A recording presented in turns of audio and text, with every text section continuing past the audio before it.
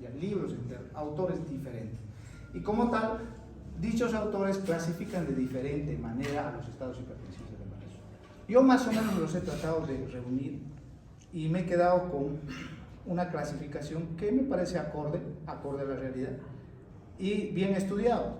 Es de acuerdo a Merlo, el libro bibliográfico que les dije, ¿no ven? Merlo, esta clasificación. Hay clasificación de acuerdo a la Sociedad de Ginecología, de acuerdo a la FIGO, de acuerdo a su librito de Schwartz, hay múltiples clasificaciones.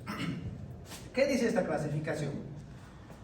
Los estados hipertensivos del embarazo se clasifican en 5 tipos. Primero, hipertensión inducida por el embarazo, ¿ya? O hipertensión gestacional. Esto en otros libros está, aparte hipertensión gestacional y aparte hipertensión inducida por el embarazo. ¿Ok? Segundo, preeclampsia. ¿Ok? Preeclampsia. Tercero, eclampsia.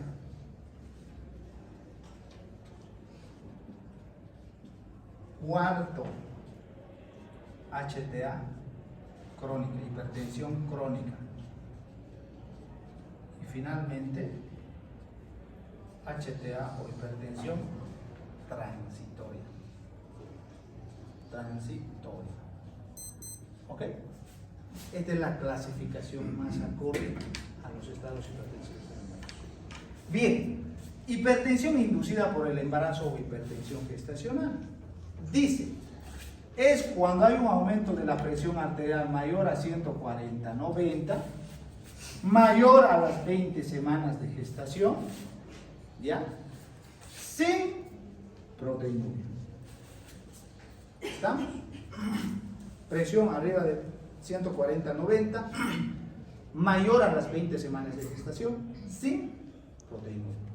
¿Ok? Preeclampsia. Presión arterial mayor o igual a 140/90, mayor a las 20 semanas de gestación, con proteinuria. ¿Qué es proteinuria? Proteínas a través de la orina. ¿Ya? Con proteinuria. ¿Ok? Vean ya la diferencia. Este sin proteinuria. Entonces, lo primero que ustedes van a diagnosticar siempre va a ser hipertensión gestacional.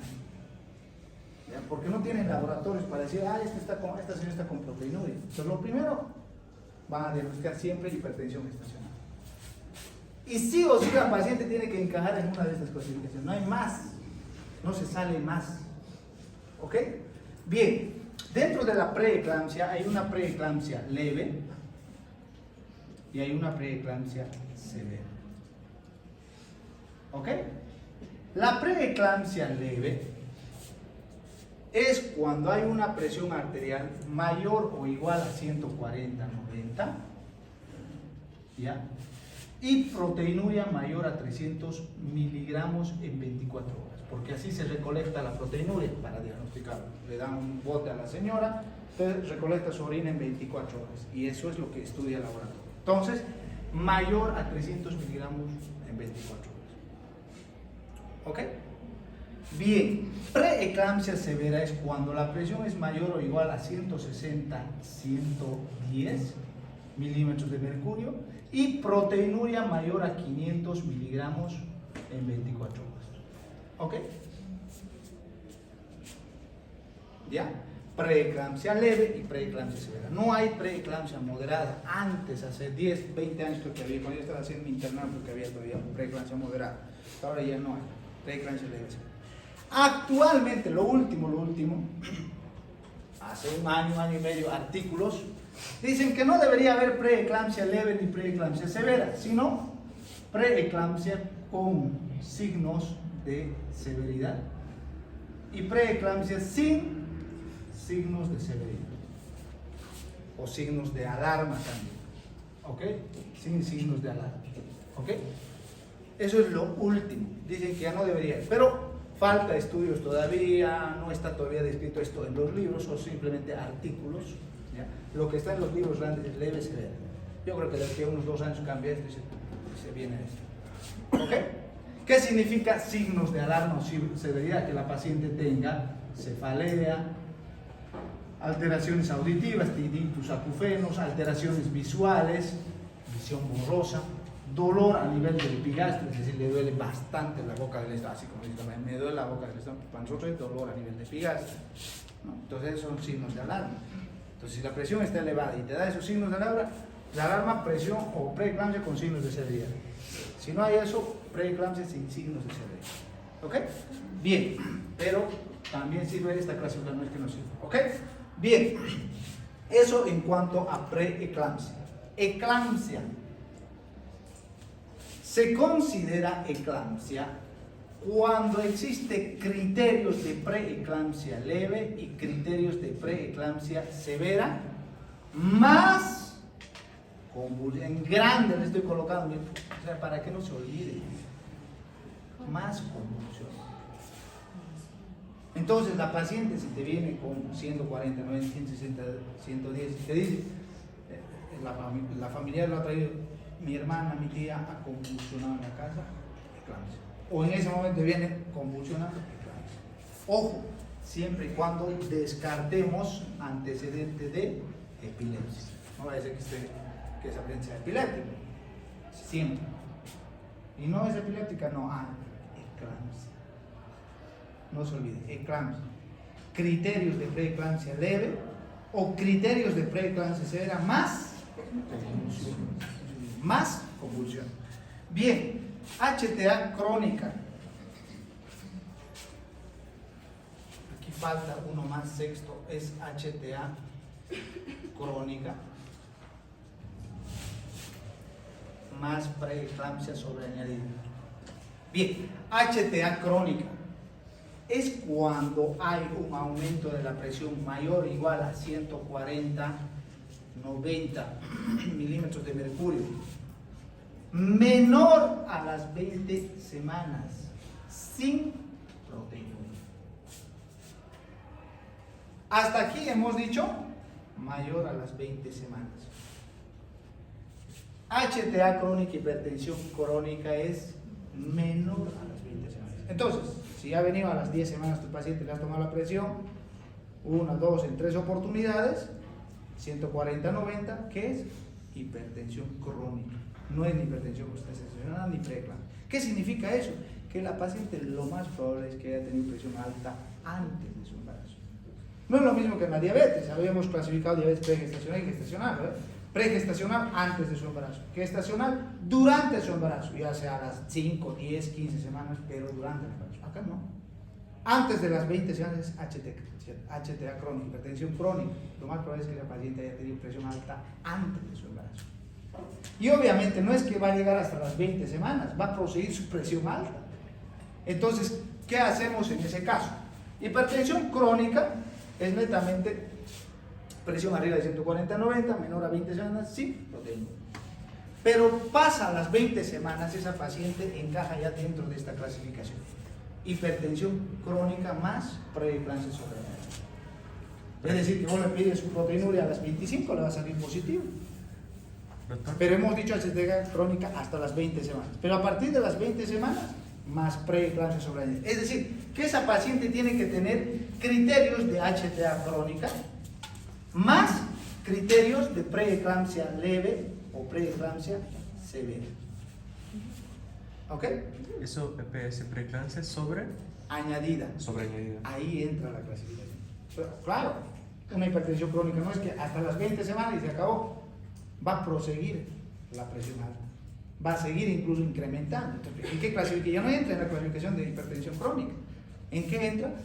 Hipertensión crónica más preeclampsia sobreañadida. Criterios de hipertensión crónica más preeclampsia leve o preeclampsia severa. ¿Ok? Bien. Hipertensión transitoria es cuando hay un aumento de la presión arterial mayor o igual a 140-90 en 24 horas. Listo. Nada más. Es decir, la paciente viene, le toma la presión, le tomas a las 6 horas, igual sigue aumentada la presión, le tomas al día siguiente, normal, ya no hay presión alta. Entonces, ¿qué ha pasado a esta paciente? Se ha estresado, renegado con el esposo, con el marido, con el amante, etc. A ver, bien, entonces ahí entra lo que es hipertensión con su nombre es transitorio. Bien, cualquier entonces paciente con elevación de la presión arterial va a encajar en alguna de estas clasificaciones. No hay ni una que se escape, todas entran en cualquiera de estas clasificaciones.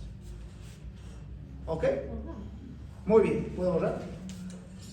Esa es la clasificación.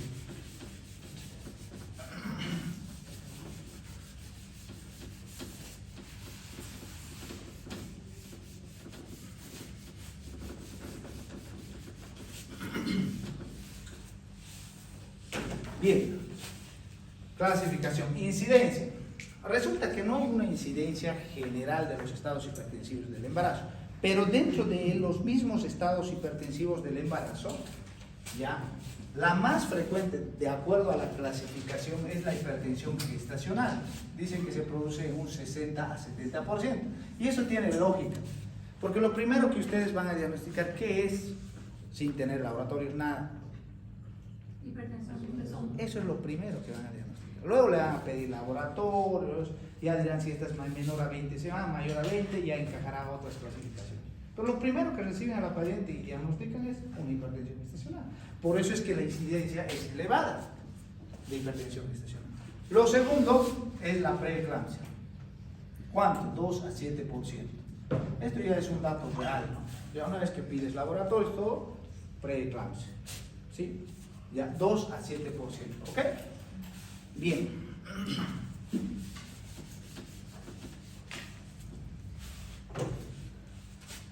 Factores de riesgo. Existen múltiples factores de riesgo para que exista hipertensión durante el embarazo. Primero, la nulipariedad. Es decir, que esa paciente no se ha embarazado a los 20, 25, 36, sino a los 35 años, su primer hijo. ¿Ya? Factor de riesgo para estado hipertensivo del embarazo. Otro, la raza negra.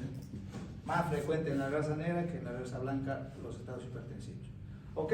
Otro, antecedente de hipertensión o estado hipertensivo del embarazo. Le digo a esa paciente, ¿sabe qué, doctor? En mi primer embarazo o segundo embarazo, yo tuve preeclampsia, se me subió la presión y me han operado por eso. Tiene factor de riesgo entonces para estado hipertensivo del embarazo. ¿Ok? Otro, obesidad. Otro, diabetes. ¿Qué hemos dicho? Diabetes, obesidad y presión alta. Síndrome metabólico o síndrome X, ¿no? Siempre tratan de ir juntas. Por eso es factor de riesgo. Obesidad, diabetes. ¿Ok? Bien. Disminución de ciertas sustancias, oligoelementos, ¿ya? Vitaminas. El calcio, por ejemplo, dice que es un factor de riesgo. O sea, la disminución de calcio dice que es un factor de riesgo para los estados hipertensivos del embarazo. Y es así que cuando se diagnostica o tiene riesgo de padecer hipertensión la embarazada, se le da calcio. ¿Por qué me dan calcio? No es porque esté para el rol del bebé o algo, no. Calcio es para prevenir igual un estado hipertensivo del embarazo. Ya. Pues dice que es un factor de riesgo. ¿Ok? Bien. ¿Qué más? Factores inmunológicos. ¿Ya? También constituyen factores de riesgo para los estados hipertensivos del embarazo. Bien, ¿puedo borrar?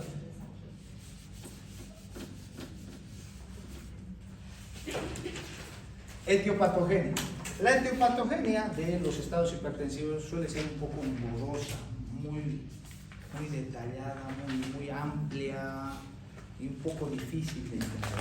Si les estoy diciendo que hay libros enteros de estados hipertensivos, imagínense, la etiopatogenia será pues como 100 páginas, por decir. O sea, solamente etiopatogenia. Tratan de explicar por qué se producen los estados hipertensivos. ¿Ya? Y hay diferentes autores que lo más o menos tratan de explicar de por qué se producen estos estados hipertensivos. Y resulta, mire, que su libro de Schwartz, el más antiguito, que es poco, que es para ustedes de pregrado, o sea, explica mejor que nadie cómo es la etiopatogenia de los estados hipertensivos. Y vean, lo que yo les voy a explicar está ahí en un cuadrito de su libro de Schwartz. No los estoy mintiendo. Entonces, lo explica de una manera bien sencilla y engloba todo lo que realmente se produce en un estado hipertensivo del embarazo.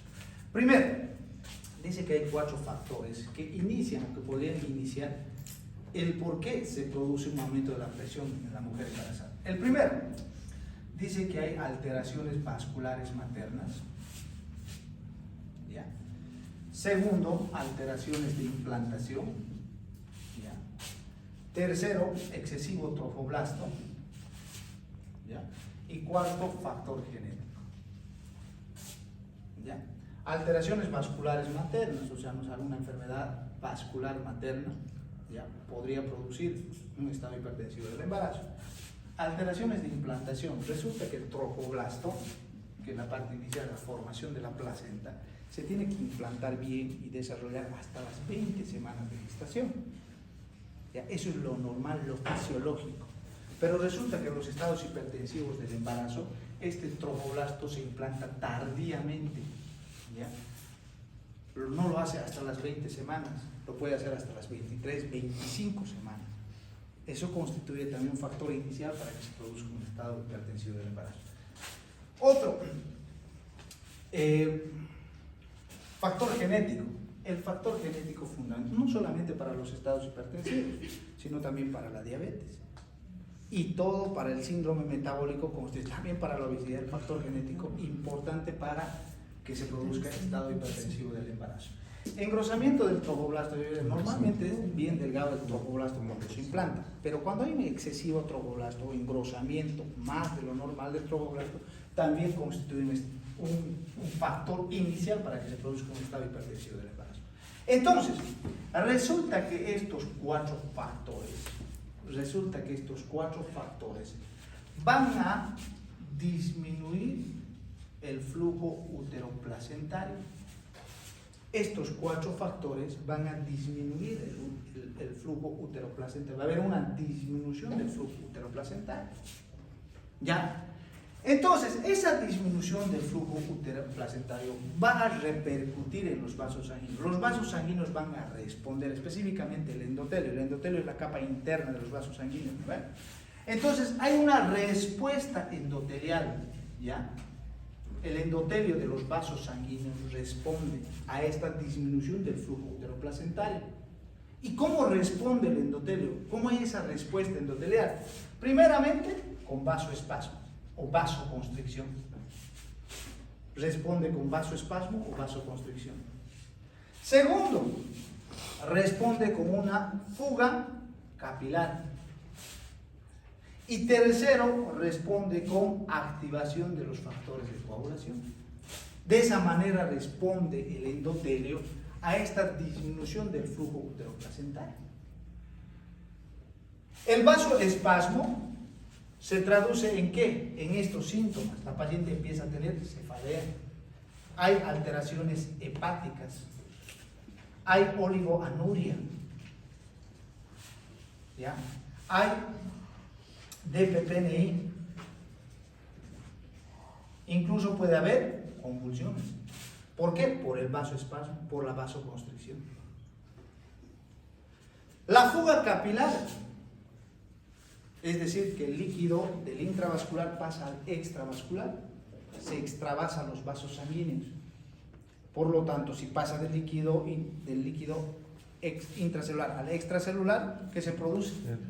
Bienísimo, bien, edema. ¿No ven? ¿Qué más? Proteinuria, está perdiendo líquido. Hay hemoconcentración. ¿No? En todo ya los síntomas los estamos describiendo. ¿No ven? Bien, hay activación de los factores de coagulación, principalmente de la vía intrínseca. Se activa el fibrinógeno, ¿ya? Y empieza a haber un relativo desgaste de los factores de coagulación. Y obviamente que eso es progresivo y con seguridad fatal para la paciente, pero progresivo, de a poco. Activación de los factores de coagulación. Este vasoespasmo hace que se libere óxido nítrico, hace que se libere endotelinas, hace que se libere prostaglandinas. Lo mismo, la activación de los factores de coagulación hace que se libere endotelinas, hace que se libere óxido nítrico, hace que se libere prostaglandinas. Estas sustancias, a su vez, van a producir mayor disminución del flujo uteroplacentario. Y así se hace un círculo. y va incrementando más la presión, van incrementando más estos síntomas, o sea, se hace una toxemia, una alteración metabólica fatal en la paciente. Por eso es que antiguamente a estos estados hipertensivos se les llamaba toxemia gravídica, antiguamente, y está ahorita en su cartilla como esto, de sus temas que tienen que avanzar, como toxemia gravídica. Cuando toxemia gravídica no existe ya esa terminología. Antiguamente se le llamaba, hace 20 años. Eso hay que esa cartilla donde iba a ser hace 20 años seguramente, ¿no? Bien, entonces eso es la etiopatogenia de los estados hipertensivos del embarazo. ¿Ok? Lo más resumido, porque después de esto van a encontrar 50, 100 páginas de un libro. ¿Ok? Bien, ¿puedo borrar? Si se han olvidado, vayan a su librito de Schwartz, vean ahí estados hipertensivos y está esto lo que les he dicho. Fatal es el libro de Schwartz.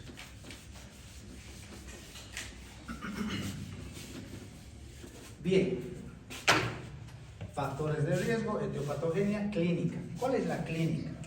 Resulta que en los estados hipertensivos, ya como he nombrado, en la etiopatogenia puede haber cefalea, puede haber edema, puede haber proteinuria, ¿no ves? Puede haber alteraciones auditivas como tinnitus, acufenos, ¿ya? Puede haber alteraciones visuales, ¿no? Como visión borrosa, por ejemplo. Puede haber alteraciones gástricas como náuseas, vómitos, dolor a nivel de epigastrio, ¿no ven? Estos son síntomas de los estados hipertensivos cuando se aumenta la presión. Pero el síntoma principal, el síntoma capital de lo que nunca debe faltar en un estado hipertensivo del embarazo, ¿qué es? Aumento de la presión arterial. Este es el síntoma fundamental, capital de los estados hipertensivos del embarazo. Porque se puede obviar cefalea, puede que exista o no, puede que exista o no edema, puede que exista o no proteinuria. Pero lo que nunca no debe dejar de existir para el diagnóstico es aumento de la presión arterial. Por lo tanto, aquí ya también desechamos lo que antiguamente se decía. Si no había edema, no se diagnosticaba estado hipertensivo. Si no había proteinuria, no se diagnosticaba. No, señores. Puede que un estado hipertensivo curse o no con proteinuria, curse o no con estos síntomas. Con que solamente haya presión alta es suficiente. ¿Ok? Entonces el síntoma capital, no se olviden de los estados hipertensivos, cuando les pregunten es aumento de la presión arterial. De ahí pueden decir, puede que haya edema, puede que haya no cefalea, etc. Pero lo que no tiene que faltar es aumento de la presión arterial. ¿Ok? Bien. Eso en cuanto a la clínica. Resulta que hay una terminología denominada inminencia de eclampsia. ¿Ya? ¿Qué te está diciendo esto? ¿Qué significa eclampsia? Resulta que hay síntomas, signos que anteceden a una eclampsia. Te está diciendo, doctor, esta paciente te va a convulsionar, hacerle tratamiento, referirla. A eso se llama como inminencia de eclampsia. Síntomas o signos que anteceden a una eclampsia. ¿Y qué síntomas o signos? Lo que hemos nombrado: cefalea intensa, ¿ya? Visión borrosa, tinnitus acufenos, o sea, alteraciones auditivas, dolor intenso a nivel de epigastrio, oligoanuria, incluso la paciente te dice, doctor, no he orinado hace 3 días. ¿Ya? Entonces te está avisando, esa paciente va a convulsionar, doctor, hacerle tratamiento. A estos síntomas que anteceden a una eclampsia se denomina inminencia de eclampsia. ¿Ok? Dolor a nivel de epigastrio. Esto duele porque se irrita la cápsula de Gleason. ¿Saben qué es la cápsula de Gleason? La cápsula de Gleason es una membrana, una cápsula que envuelve al hígado, ¿ya? Y cuando se aumenta la presión durante el embarazo se irrita esta membrana y eso es lo que produce dolor intenso. A eso se denomina signo de Chaucier. Pregunta de examen. Pregunta de examen. Signo de Chaucier, ¿ok? Pregunta de residencia. Signo de Chaucier, ¿ok? Bien, no se olviden entonces de la inminencia de eclampsia. Bien, eso en cuanto a la clínica.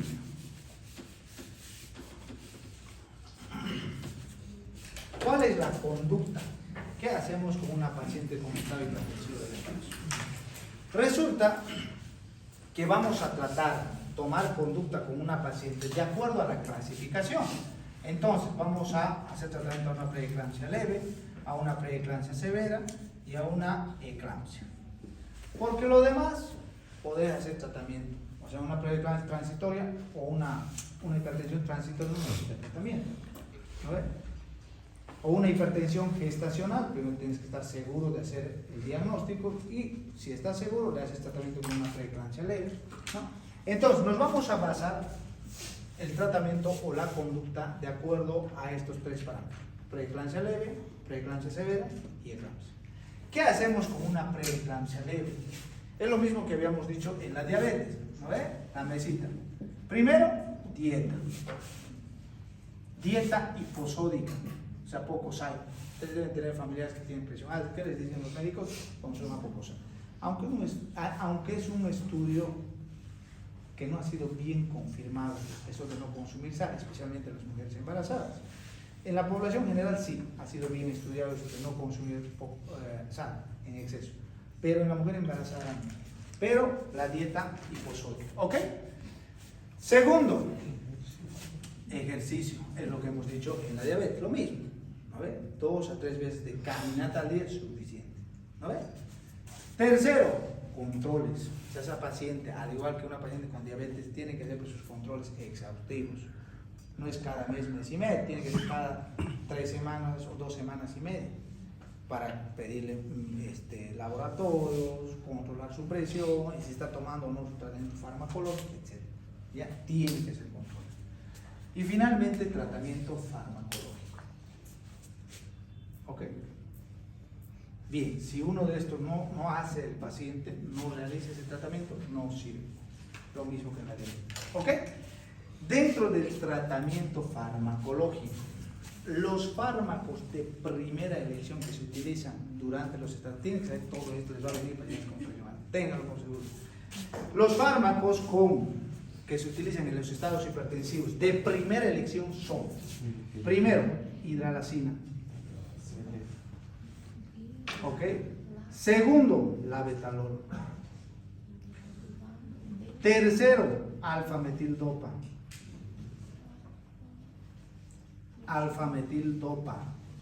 Cuarto, nifedipino o nifedipina igual. ¿Ok? Estos son los 4 fármacos de primera elección que se utilizan en los estados hipertensivos del embarazo. Hay de segunda línea, sí, pero eso se utiliza en muy, muy raros casos. Hay que ver riesgo-beneficio. Pero ¿cuáles son de primera línea? Estos 4 fármacos. ¿Ok? La hidralazina. La hidralazina tiene como mecanismo de acción ser vasodilatador directo periférico, un vasodilatador periférico directo. ¿Qué significa? Evita que se libere del retículo sarcoplásmico calcio. Y al no haber calcio en el interior de las células, no se establece un potencial de que ya no hemos visto, potencial de membrana, y por ende relajación de la musculatura lisa del vaso sanguíneo. ¿Ya? Entonces es un vasodilatador directo. ¿Cuál mecanismo de acción? Vasodilatador directo, periférico. Periférico. ¿Ok? ¿Cuánto es la dosis de la hidralazina? 100 a 200 miligramos cada 6 a 8 horas. Cuando yo les pregunto ¿cuál es la dosis? No es poner pues 100 a 200 miligramos. Entonces vos cuando indiquen, no le va a poner 100 a 200 miligramos, ¿no? Hay que hay unos, no sé, no. Cuando yo les pregunto dosis, es 100 a 200. Vía de administración oral. Pero si me ponen con vía de administración, vale, no lo voy a decir tan mal, ¿no? Va con la respuesta. Pero cuando yo les digo dosis, es esto, 100 a 200 miligramos cada 6 a 8 horas. Si me ponen 100 a 200 miligramos, no sirve, como si le dieras una tabletita o 2 tabletitas, listo. Ahí se quedó tu tratamiento. Eso me estás queriendo decir. ¿No? Pero no es así. ¿Cuál es el tratamiento? La dosis 100 a 200 miligramos cada 6 a 8 horas. Esa es la dosis. ¿Ok? Bien, el labetalol. El labetalol es un bloqueador de los receptores alfa y beta adrenérgicos. Bloqueador de los receptores alfa y beta adrenérgicos. De esa forma, en los vasos sanguíneos va a producir vasodilatación. ¿Okay? Ese es el mecanismo de acción. Ojo. ¿Cuál es la dosis? 100 a 200 miligramos por hora. 100 a 200 miligramos por hora. Hasta una dosis máxima de 2400 miligramos en 24 horas. O sea, es uno de los pocos medicamentos que se puede dar vía endovenosa. ¿Ok? Es uno de los pocos medicamentos que se puede dar vía endovenosa. Bien, alfa-metildopa. ¿Cuál es el mecanismo de acción? Es un vasodilatador central. ¿Quién es vasodilatador periférico? Hidralazina. ¿Vasodilatador central? Alfa-metildopa. ¿Cómo vasodilatador central? Resulta que disminuye la acción de la noradrenalina a nivel central. La noradrenalina, ¿qué hace? Vasoconstricción. Y si inhibe su acción, se va a producir vasodilatación de los vasos. ¿Ok? Vasodilatador central. ¿Cuál es la dosis?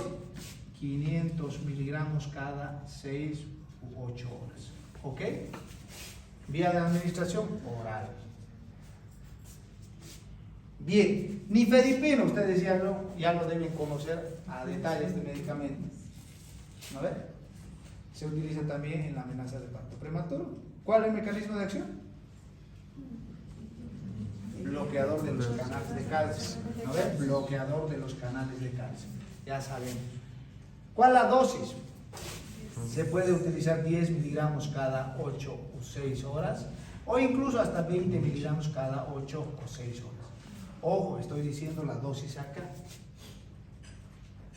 ¿Ya? Porque en la amenaza de parto prematuro hay una dosis de ataque. ¿No ven?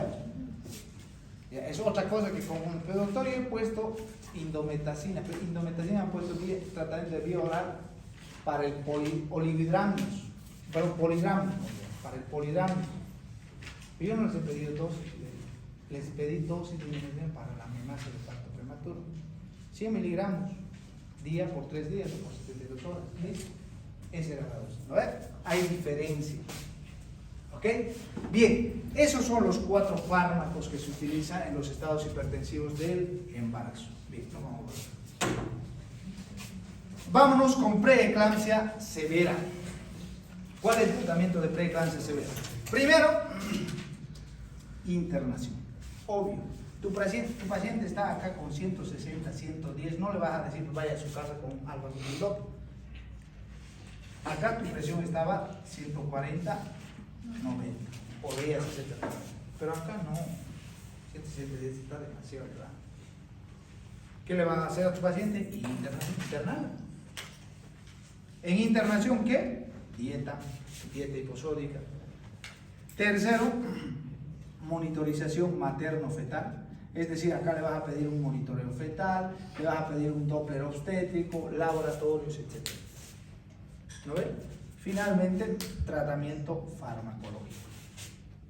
¿Tratamiento farmacológico con qué? Con estos 4 medicamentos que ya lo hemos llevado. Pueden utilizar 1, 2, hasta 3 medicamentos antihipertensivos en la misma paciente. ¿Ya? Bien, pero como es una preeclampsia severa, esta paciente tiene probabilidad de que te convulsione, te haga un estado eclámpico, entre en eclampsia. Por lo tanto, a la par que le haces tratamiento farmacológico, tienes que hacerle tratamiento anticonvulsivante, sí o sí. ¿Y cuál es el mejor anticonvulsivante que se utiliza en el embarazo? Yo todo de embarazo hablo, ¿no? Después no sé los otros, no, que sería. ¿Cuál es? Bien, sulfato de magnesio. Mejor sulfato de magnesio, no se olviden. ¿Cuál es el mejor anticonvulsivante en el embarazo? Sulfato de magnesio. Ojo, el sulfato de magnesio no es para bajarle la presión. Dicen es un antihipertensivo. No, es un anticonvulsivante. Sirve también para la amenaza de parto prematuro. ¿Cuál es el mecanismo de acción del sulfato de magnesio en la amenaza de parto prematuro? Antagonista competitivo de los canales de calcio, ¿no ves? Antagonista competitivo. Pero acá obviamente tiene diferentes mecanismos de acción. ¿Cuál es? Resulta que ustedes se deben acordar de neurología, yo no sé mucho. ¿Ya? Esto es la placa neuromotora, ¿ya? Por donde pasan los estímulos nerviosos, las sinapsis, ¿ya? Acá hay una presinapsis, ¿no ve? Y aquí hay una postsinapsis. Este es el espacio sináptico, ¿no ve? Entonces, de la presinapsis se libera una sustancia denominada acetilcolina. Este trae estímulos nerviosos a la postsinapsis, ¿ya? Y se produce una descarga eléctrica. Así se pasan, ¿no?, los estímulos nerviosos, ya de una neurona a otra, ¿no ve? Eso es lo que sucede en la placa neuromotora. Bien, ¿qué es lo que pasa con el sulfato de magnesio? El sulfato de magnesio va a inhibir la liberación de la acetilcolina. Y si no hay acetilcolina, no hay quien lleve los estímulos nerviosos a la postsinapsis. Por lo tanto, no hay descarga eléctrica. Por lo tanto, no hay convulsiones. ¿Ya?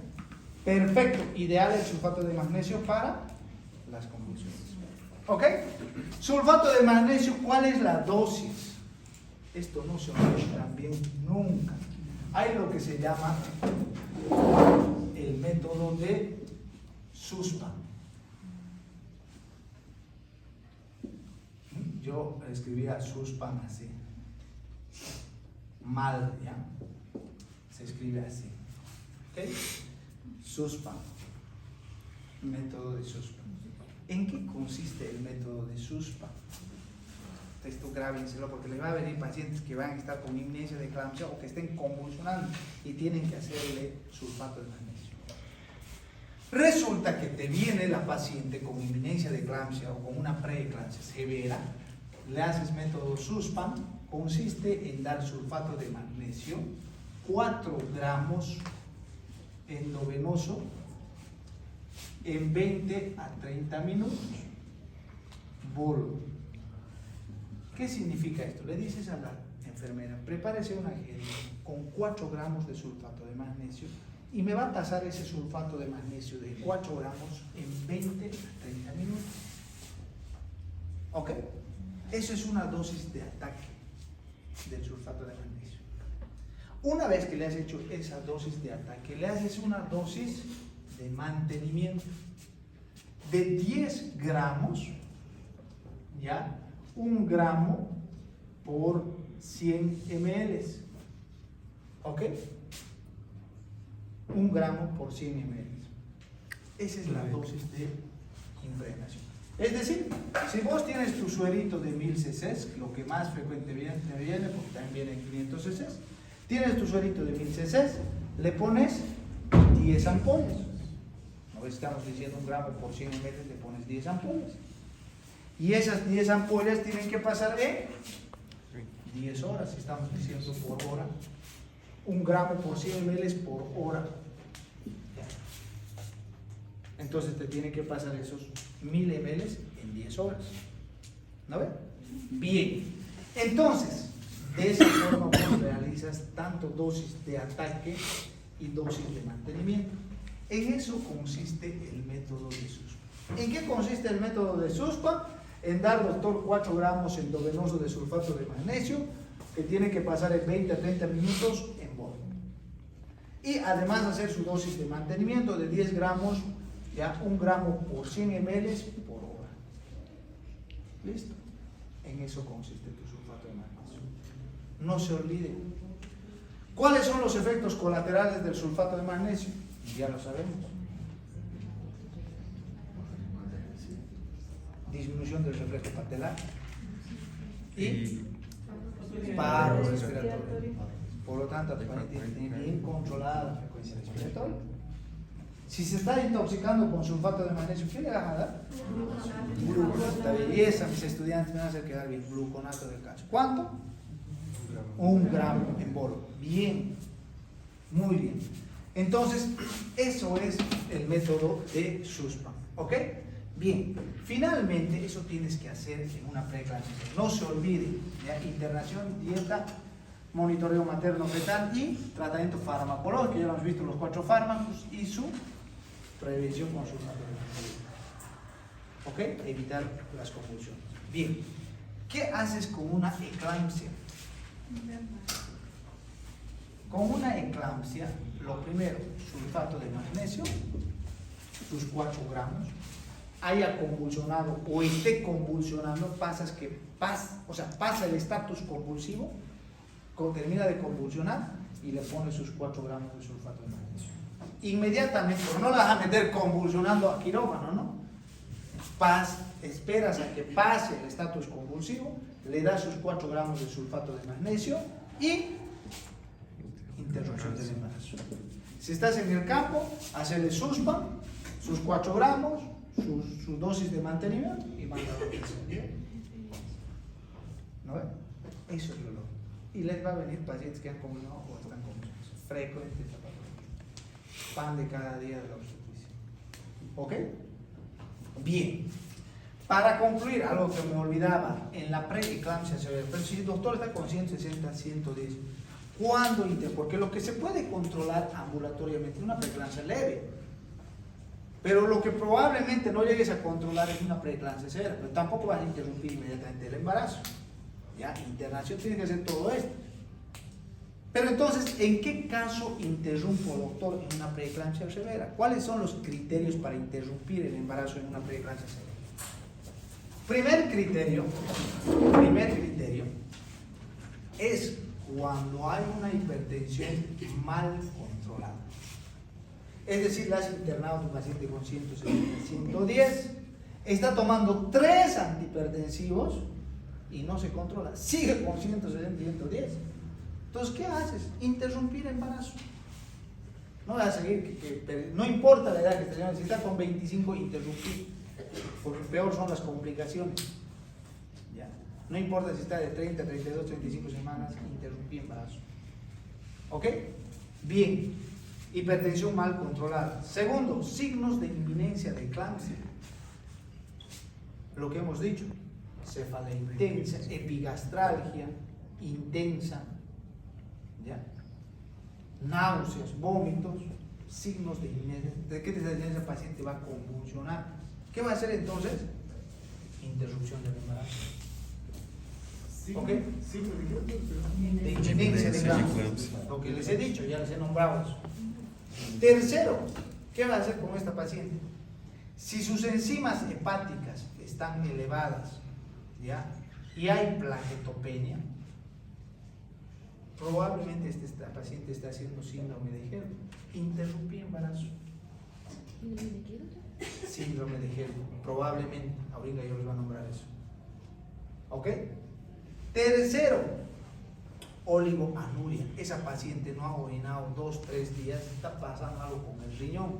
¿Y eso por qué? Por la misma presión alta elevada. Entonces, interrumpir embarazo. Finalmente, monitoreo fetal alterado, riesgo de bienestar fetal alterado. ¿Ok?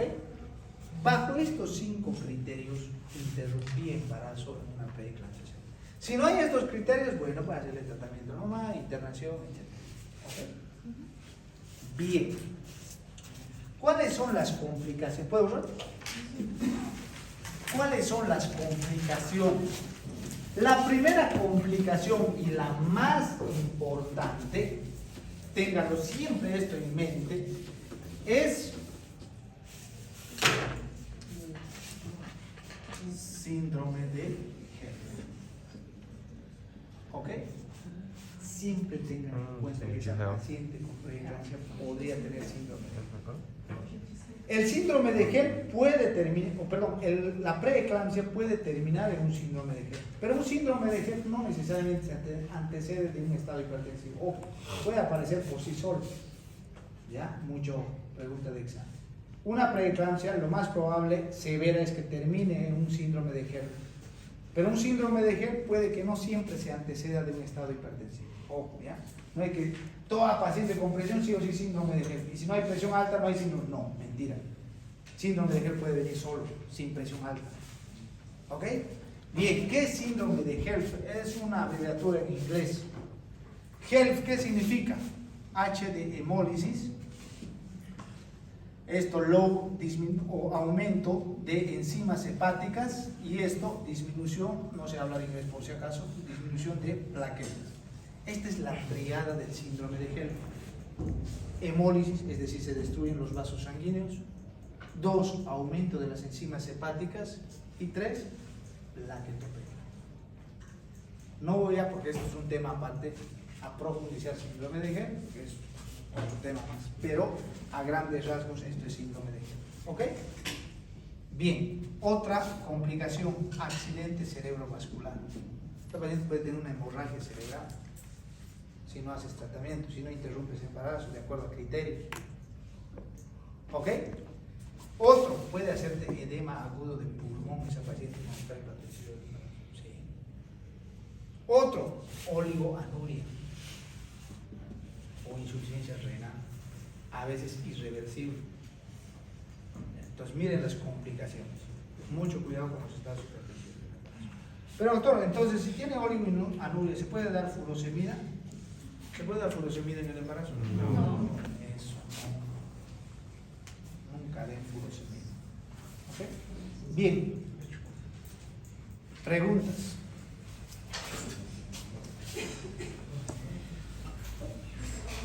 ¿Qué hora es? 7:41.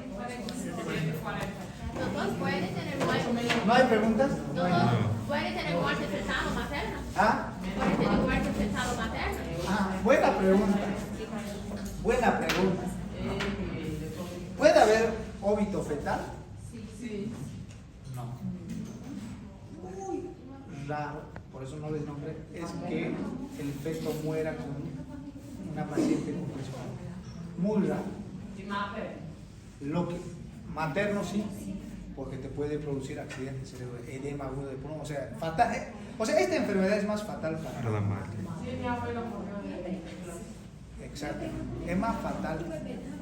Pero el bebé, o sea, como hay una disminución del flujo uteroplacental, esos bebés en general nacen chiquititos, pero como sufren todo su embarazo porque les ha llegado poquita comidita, poquita sangre, entonces nacen aptos, incluso a las 35, 36 ya están bien esos bebés, si se interrumpe el embarazo, porque han luchado durante todo el embarazo, han recibido poca comidita y han luchado todo su embarazo. Entonces no hay mucho problema para el bebé. Muy caso excepcional es que pueda producirse óbito. Pero lo que es más grave es para la mamá. El síndrome de HELLP se maneja en terapia intensiva. ¿Ya? Y a veces la mayoría de las mamás terminan. Algo que dice la compañera. ¿Ok? ¿Algo más? Doutor, se mi paciente se complica com edema agudo de pulmão, eu tenho que, se meu paciente se complica de edema agudo de pulmão, eu tenho que interromper o embaraço e depois fazer tratamento, ou eu já faço todo o tratamento? No, pues sí. Si ustedes diagnostican edema agudo de pulmón, es que significa que la paciente está con una preeclampsia severa o con una eclampsia, y eso tiene que ser manejado en un hospital de tercer nivel. Ustedes a lo que diagnostiquen una preeclampsia severa, ustedes tienen que rever, no tienen que esperar a que se complique. Preeclampsia severa es tratamiento en hospital, tiene que estar hospitalizado y tiene que ser un hospital de tercer nivel. ¿Ya? Entonces es muy raro que te llegue ya con edema agudo de pulmón, pues ya vomitando la paciente, es esa paciente que no han hecho nunca control prenatal, ¿ya? Y con signos de premorte, ya, porque edema agudo de pulmón es severo, igual. ¿Ya? Entonces, pero si tú has hecho control y ves que sigue aumentando, está 150, 100, 160, 110, referencia al hospital del tercer nivel. A ver. Ya. Ok.